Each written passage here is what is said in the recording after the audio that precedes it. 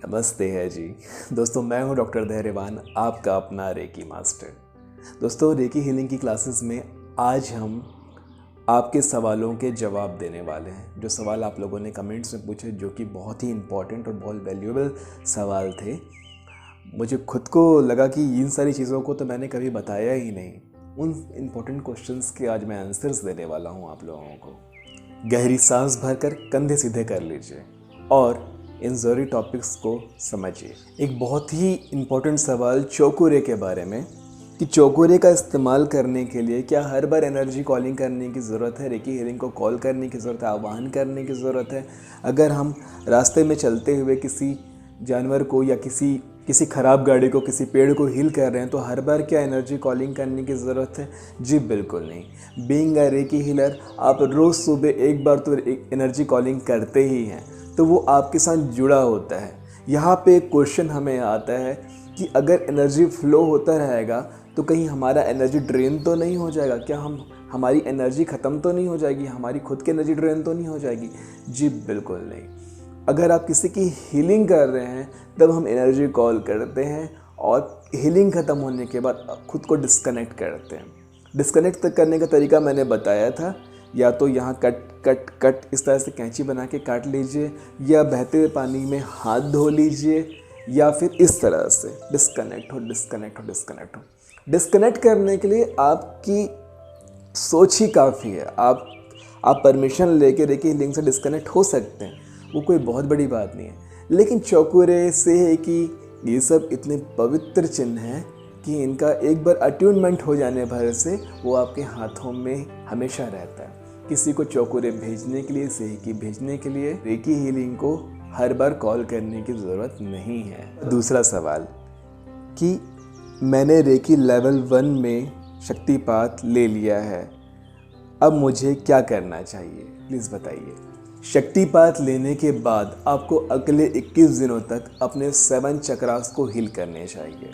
जी हाँ, वैसे तो रेकी में पहले शक्तिपात के बाद अपने 24 अंगों को हील करने को कहा जाता है, लेकिन मैं जानता हूँ ज़्यादातर लोग 24 अंगों को 21 दिनों तक हील नहीं कर पाते और बीच में ही गिव अप कर जाते हैं। इसलिए इसका सबसे अच्छा रास्ता है अपने 7 चक्रों को 3-3 मिनट हाथों को रख के हील करें, जिसका वीडियो ऑलरेडी हमारे चैनल में है।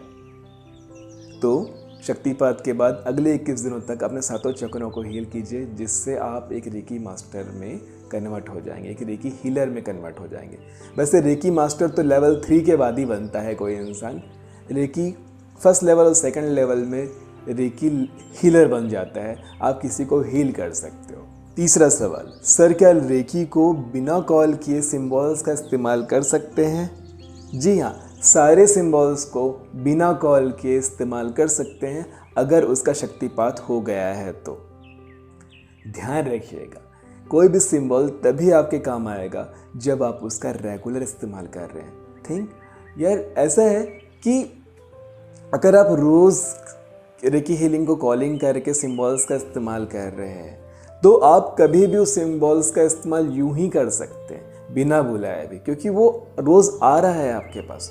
लेकिन अगर आपने लंबे समय से कुछ 2-3 दिन से आपने रेकी हीलिंग नहीं की है, प्रैक्टिस नहीं की है, सिंबल्स का इस्तेमाल नहीं किया है, तो कॉल करना पड़ेगा। और अगर आप प्रैक्टिस कर रहे हैं तो चौकुरे, सेहकी और होंशा जेशुनेन का इस्तेमाल होता रहेगा।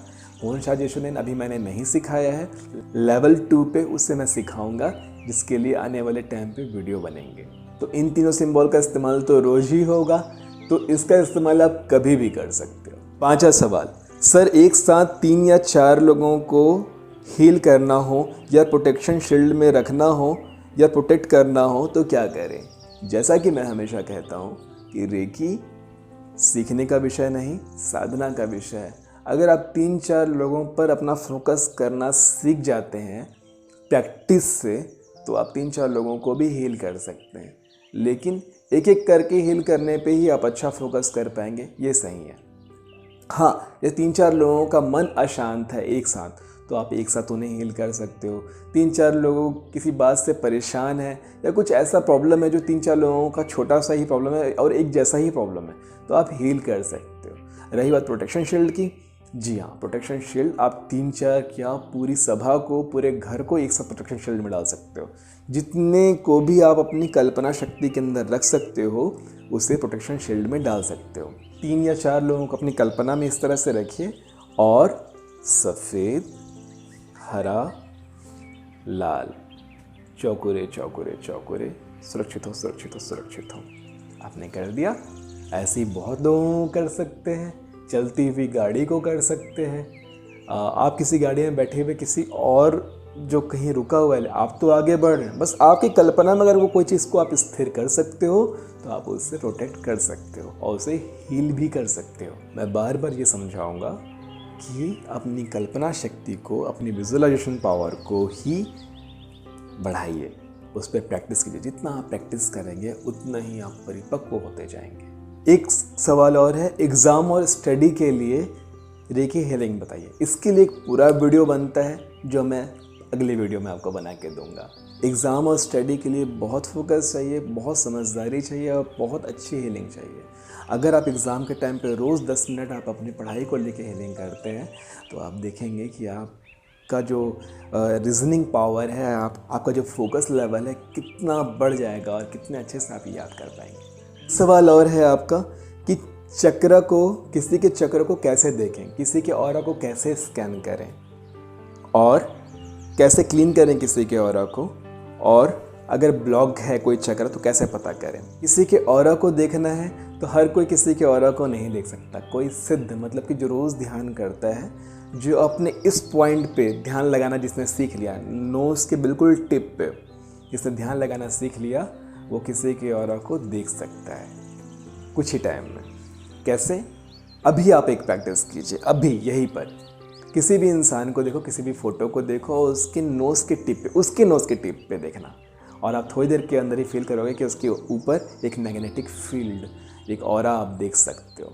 लेकिन इसका अभ्यास अगर रोज़ करें, अगर यहाँ पे अपने नोज़ के टिप पे रोज़ अभ्यास करेंगे तो अगले 7 दिनों के अंदर ही आप किसी के ऑरा को थोड़ा थोड़ा देखना शुरू कर दोगे। 2 या 2.5 महीने के अभ्यास से आप राह चलते ही किसी के ऑरा को देख सकते हैं। चक्रा ब्लॉकेजेस हैं, किसी का चक्र ब्लॉक है, ये कैसे जाने? देखो, ये बहुत लंबा विषय है, इस पे थोड़ा अच्छे से बात करेंगे किसी और वीडियो पे। हाँ, लेकिन आप समझ जाइए, शरीर के किसी ऐसे अंग जो उस चक्र से एसोसिएट होते हैं, जैसे कि थ्रोट चक्र, तो गले से रिलेटेड कोई प्रॉब्लम है तो आप समझ जाइएगा कि वहाँ कोई ना कोई ब्लॉकेजेस है। आँखों से रिलेटेड, सर से रिलेटेड कोई प्रॉब्लम है तो सहस्त्रार चक्र में, आज्ञा चक्र में, पेट से रिलेटेड कोई प्रॉब्लम है तो मणिपुर चक्र में, सेक्सुअल ऑर्गन्स में प्रॉब्लम है तो बेस चक्र में, हड्डियों से रिलेटेड कोई प्रॉब्लम है तो इस तरह से सबकी प्रॉब्लम्स हैं, जिसके लिए एक प्रॉपर डिटेल वीडियो बनाना चाहिए हमें, जिस पर भी हम काम करेंगे। एक बहुत ही प्यारा सा क्वेश्चन है कि भैया चक्र को बैलेंस करने के लिए और प्राण ऊर्जा को बढ़ाने के लिए कौन सा एंजल नंबर है?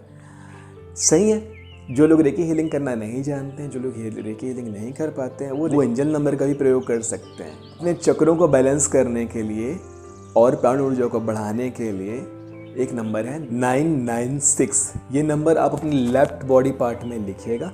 एंजल नंबर का इस्तेमाल कैसे करते हैं इस पर एक पूरा वीडियो बना हुआ है, वहाँ जाके देख लीजिएगा।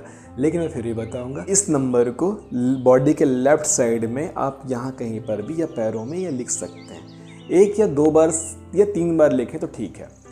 3, 1 या 6, 1, 3, 6, 9 इस सीक्वेंस में लिखेंगे, सम में नहीं लिखेंगे, विषम में ही लिखेंगे। 1, 3, 6 या 9 बार लेफ्ट बॉडी में। इससे आपकी प्राण ऊर्जा बढ़ेगी और चक्रा भी बैलेंसेस होंगे। एक सवाल और है कि चक्रा बैलेंस हो गया है, ये कैसे पता चलेगा? जब आपके चक्रास बैलेंस होंगे ना तो आपको खुद ही फील हो जाएगा, आप इजी महसूस करेंगे, आप खुद बैलेंस फील करेंगे अपने थॉट प्रोसेस में, अपने ज्ञान में, अपने चलने में, अपने बोलने में। किसी ख़राब हालतों में आपका जो डिसीजन पावर होगा, ये सब देख के आपको खुद पता चलने लगेगा कि आपका चक्र बैलेंस है। अपनी ही बात बता रहा हूँ, कुछ टाइम पहले मेरे चक्रास में बैलेंसेस बिगड़ गए थे और मैं काफ़ी परेशान था। कुछ दिन के अभ्यास के बाद नाउ आई एम गुड। आप खुद देख के महसूस कर सकते हैं कि मेरे चक्रास कितने बैलेंस हैं, मेरा ऑरा अभी कितना प्रभावशाली है और कितना फैला हुआ है। चलिए देखिए मेरे नाक के टिप पे और गौर से देखिएगा, आपको खुद महसूस होगा। हमारे एक व्यूवर, हमारे ही एक हीलर ने हमें एक सजेशन दिया है जो मैं आप लोगों से शेयर करना चाहूँगा। उन्होंने लिखा है, जितनी क्लियर पिक्चर होगी उतना ही शांत आपका चित्त होगा। सिंबल बनाने के तरीके वर्तमान मनस्थिति को व्यक्त करते हैं। सिंबल हमेशा स्पष्ट और साफ सुथरा बनना चाहिए। ये बिल्कुल सही है। शायद मैंने अपने वीडियो में ये बात नहीं बताई है, लेकिन ये बात इतनी सच है, इतनी सही है कि मैं खुद, मुझे लगता है कि बात शायद मैं भी अच्छे से नहीं जानता था। तो मैं बहुत बहुत शुक्रिया अदा करता हूँ आपका, जिन्होंने मुझे ये सजेशन दिया। आपके सारे सवालों के जवाब तो मैंने दे दिए हैं। कोई कन्फ्यूज़न होगा तो फिर से पूछ लीजिएगा, उस पर फिर कभी बात कर लेंगे। जो सवाल रह गए हैं उस पर आने वाले टाइम पे वीडियोस बनेंगे। मैंने डिसाइड किया है कि हर 3 या 4 वीडियो के बाद आपके सवालों का इसी तरह से आके जवाब दूंगा। तो मिलते हैं अगले वीडियो में। अपना और अपनों की हीलिंग करते रहिए और इस यूनिवर्स को और बेहतर बनाइए। नमस्ते जी।